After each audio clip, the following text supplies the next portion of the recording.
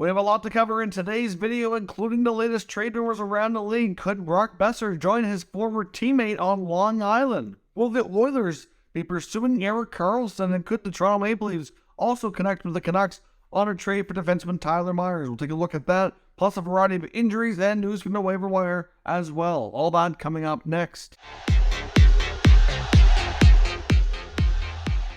So welcome back to another video here at Top Shelf Hockey. As I mentioned, we have a lot of news and some trade rumors to take a look at here today. Before we jump into the news, just want to remind you again, yesterday I announced that we're having a Top Shelf Hockey merchandise sale for the next 10 days, or I guess 10 days starting yesterday. Using promo code TSH25, you can get 25% off your entire order of all Top Shelf Hockey merchandise, which you can see below the video here. You can go into the store. Of course, we got some great t-shirts like this. We have hoodies like I'm wearing here, all kinds of great other stuff, various different types of shirts, and some other items there as well. So any, of course, items you do buy, this helps support the channel. Of course, it's always greatly appreciated. So don't forget to take advantage of the sale if you're interested in getting any merch. Of course, into today's news, we'll start with the NHL waiver wire. We had Kiefer Bellows of the Flyers on waivers yesterday. He did, in fact, clear. No huge surprise. So he'll be demoted likely to the American Hockey League, to the Phantoms organization in the AHL.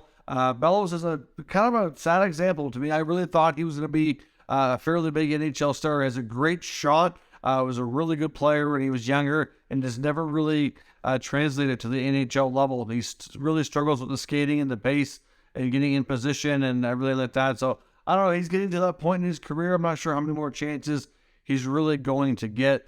Today on waivers, though, we do have another player who's a bit more experienced, veteran defenseman, Brad Hunt, from the Colorado Avalanche. He's appeared in 26 games this year, put up 6 points. Hunt's been a bit of a journeyman defenseman, played with a variety of NHL teams.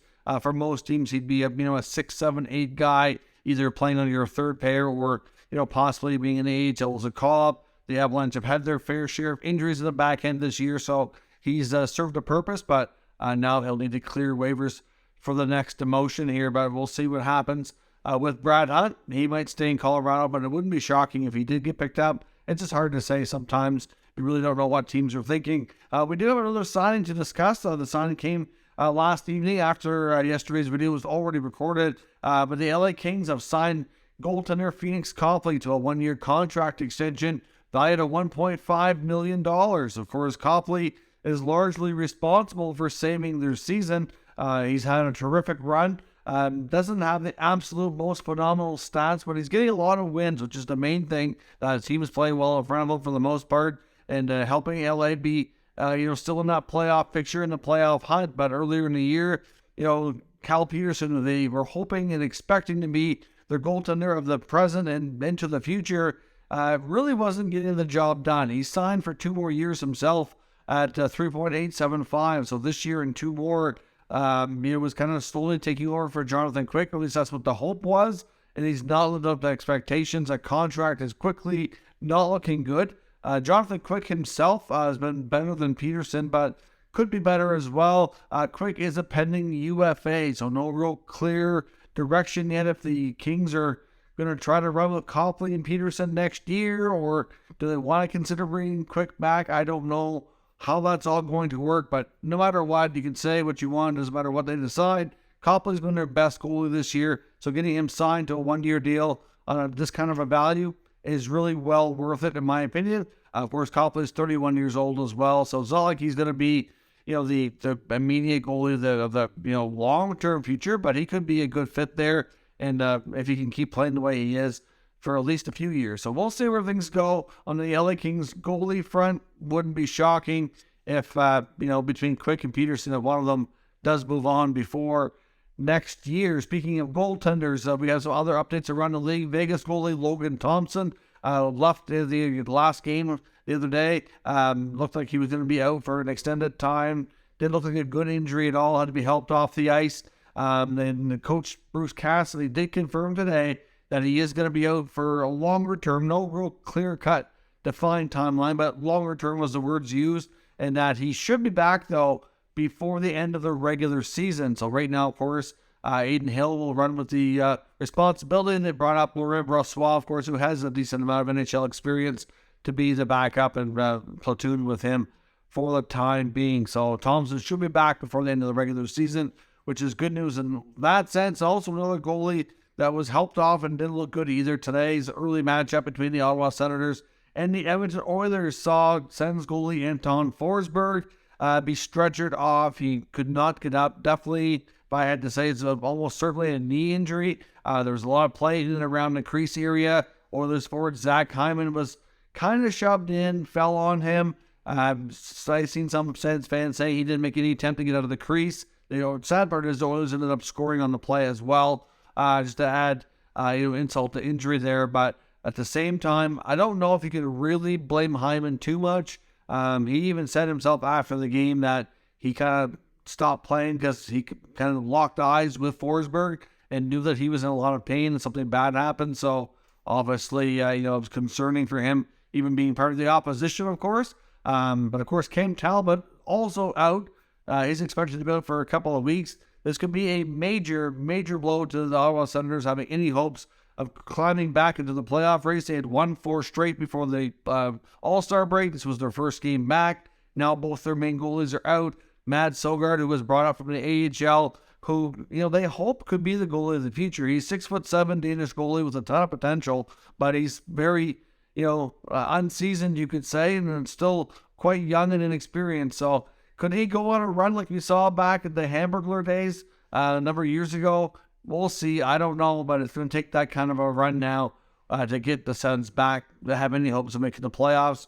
But the number of injuries they had, it's just really bad luck, and it's just not meant to be by the looks of things this year. Jake Sanderson, their top young rookie defenseman, who's been one of the biggest surprises and best players on the team, also left the game due to injury as well. So not quite clear on his status and how serious everything he's dealing with. We'll probably get an update on that in the next day or so. But not a good day for Ottawa fans for hoping that they have their team continue marching towards the playoffs. The St. Louis Blues also confirmed that Pavel Buchnevich and Captain Ryan O'Reilly will both return to action today, which is good news, especially for O'Reilly. Who was a lot of speculation around a potential trade, but if he can get back and play well, that'll certainly increase his odds of having more interest, but there's lots of interest around him regardless.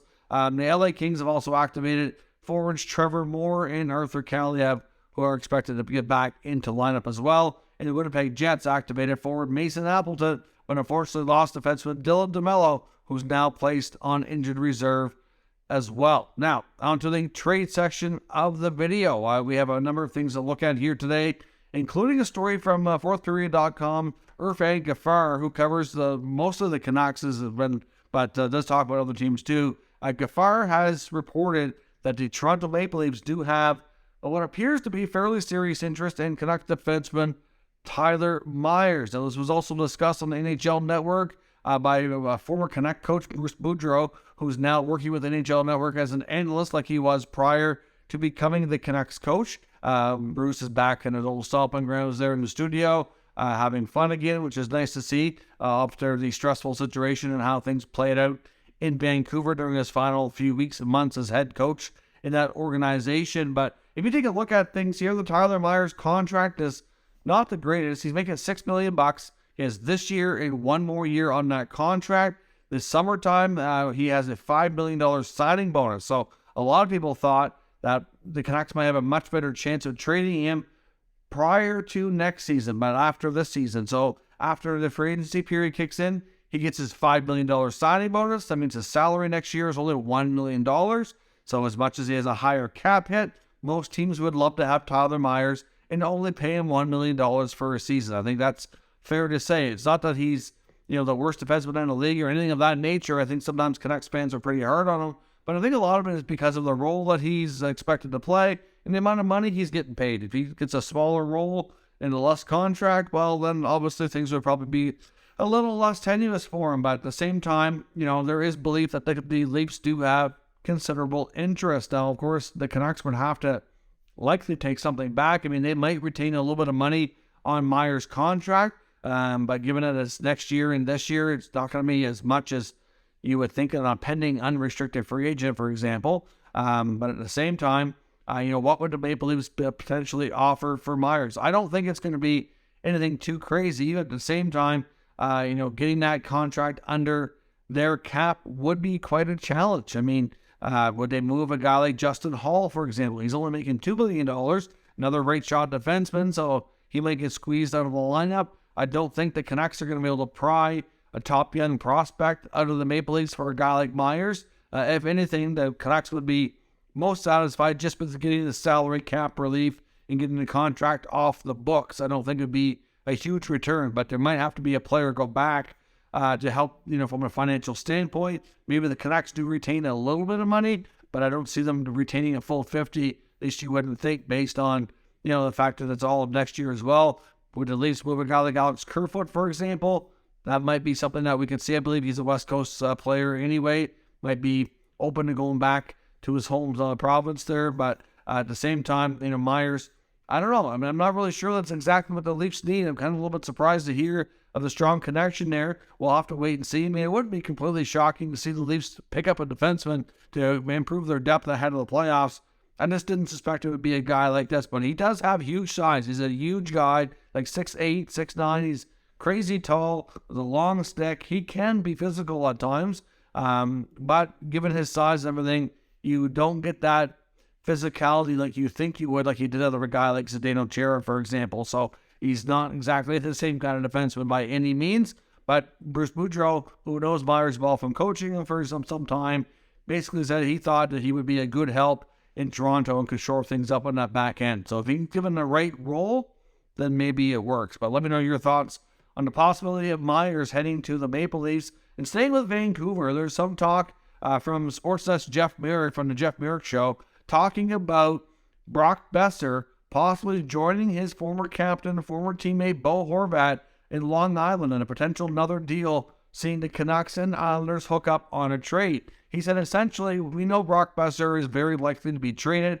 We've heard since early this season that his representatives have been given consent to speak to other teams to try to find and facilitate a deal. So we're well aware of that since things kind of went sideways early on him this year.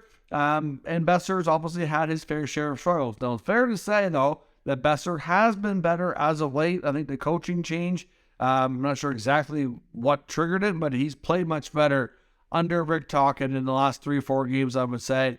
He's been a lot more noticeable, a lot more productive, and playing some good hockey as of late, which will certainly help his case if he is going to get traded. There's been lots of talk about Boeser to Minnesota being his hometown state, and the connection there, they Brock would love to be close to home, but obviously the familiarity to Bo Horvat and the need that the Islanders have, it would make sense, especially if Boeser can play like we know he's capable of being that 30-goal scorer that he was projected to be, and is certainly a much better goal scorer earlier in his career. Now, but Merrick's rationale here for linking these two is basically that when you look at Brock Boeser, you can see that goal-scoring ability. You can see him being a power play specialist and really having an effect on the power play. So when you look around the league and say, which teams that are trending towards the playoffs really need help on the power play? Well, the Islanders, it's a big glaring hole in their stats. Now, having Bo Horvat there will certainly help matters as well. You throw in Boeser as well, and that could change things. Now, it's a complicated deal if they were going to make it happen.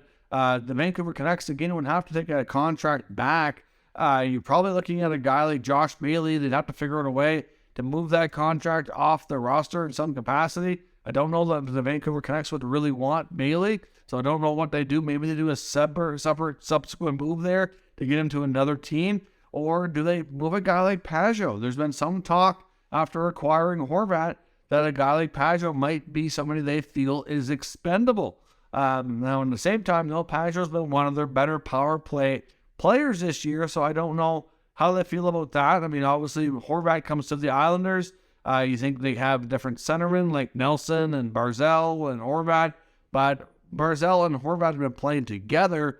So Pajot, to me, is a pretty good number 3 centerman. So I don't know. I mean, I know he hasn't quite lived up to full expectations on Long Island, but if you look at his stats the last few years, to be honest, I think overall, he might have had stretches where he's been good, stretches where he's been not so good, but overall, I think he's kind of averaged out to be that pretty consistent piece there. So I think for the most part, you know what you're getting when Jean-Gabriel Pajot is on the ice. He's been good on the power play, decent on faceoffs, good character guy around. So he does fit the Islanders' mold of hardworking guys as well. But I don't know. One of those players likely would have to move to make the Boeser contract have any real chance of sticking in the Islanders organization. But if you throw him in the top 6, along with what they already have there, the top 6 is going to look a lot better. So interesting to see if those two teams actually hook up on another trade. There is some sense to it. It does work in some ways.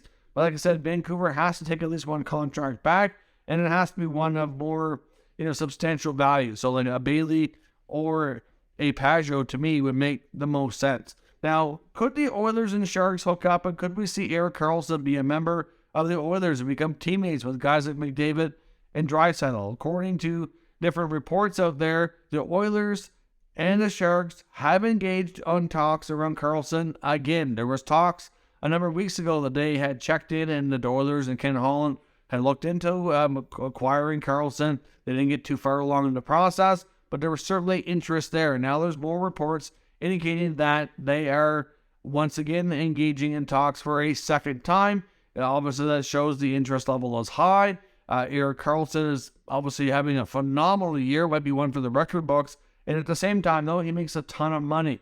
Are San Jose willing to retain 50%? I don't think they are. I mean, they will likely retain something depending on the package going back to them, but it's going to come with an awfully expensive price tag. I mean, you're looking at most likely multiple first-round picks, maybe at least 2 first. I mean, it could end up being 3, but 2 first-round picks for sure, along with probably a mid-round pick and a prospect or something of that nature. Not to mention that the Oilers are going to need some items to come off the roster to make it work from a financial standpoint. Obviously, you're probably looking at bringing in Karlsson's going to make Tyson Barrie expendable, so there's over $4 million that they could move. There's been a lot of rumblings about Jesse Puljujarvi going to a variety of teams that seem to be connected to Montreal again, but we'll see when the time comes. He might even go on waivers in the coming days here because they need to free up some room to bring back Kyler Yamamoto once he's healthy, which is expected to be here in a few days. So we might have a better,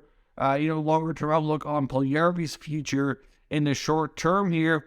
But at the end of the day, he's likely going to have to go. Barry's going to have to go. And probably a guy like Warren Foegele. And if you have any chance of getting a Karlsson in there, if they retain some money on his contract, he's probably still going to be somewhere between that $7 and $8 million range after the salaries retained by the Sharks. That's still a lot of money to squeeze in. So a decent amount has to come off the books to offset and make it work. I mean, is this really what the Edmonton Oilers are missing? They have a lot of firepower up front. The back end, for the most part, they have some guys who can produce offensively as well. The goaltending has been a little bit sketchy, but Skinner, for the most part, and really Campbell's been better lately too, has been the more interesting part of the season when it comes to Edmonton. But if that can stay consistent, adding a guy like Karlsson would be ridiculous. I mean, imagine Karlsson playing with McDavid and Draisaitl and Nugent Hopkins and Hyman and all these guys. It would be crazy, almost unfair in some respects. But the other part about this as well is that Karlsson obviously has a lot of say where he goes. Is Edmonton a place he would be willing to go to? I would think that, it's getting him back into Canada might be something he's interested in. I know he'd probably love to go back to Ottawa, but those are not anything that we've really heard any serious rumors about, saying that it's quite likely. There was at one point mentioned that the Senators were interested, but at the same time, we haven't heard a lot about it, and I'm not sure how serious they would be to try and bring him home. I think there would be a lot of interest, but the contract is the big problem for a lot of teams, including Edmonton. It's far from easy, be extremely complicated, and very expensive to do. But if these reports are indicative of the Oilers, real interest in it, we could see it happen. I mean, they have some prospects, whether it be, Savoie, to Bourgault, to Raphael Lavoie, Tyler Benson. Would any of these guys be of interest, or even Philip Broberg, for example? I don't know if they want to move him, but still, there's lots of young players on that roster that could intrigue the Sharks. Throw in a couple of, other, drop pick, first round picks or something to that effect, and it could happen, but it's be substantially complicated and just a matter of if they can do it. They'll have to keep working at it and see, but it'd be interesting to see him on the Oilers with all that other offensive talent. Let me know your thoughts on all of today's news and rumors down in the comments. We'll discuss further. If you're new to the channel, of course, make sure you subscribe and stick around. We'll keep you up to date with the latest news, rumors, and analysis of all 32 NHL teams. Thank you for watching, and I'll catch you next time.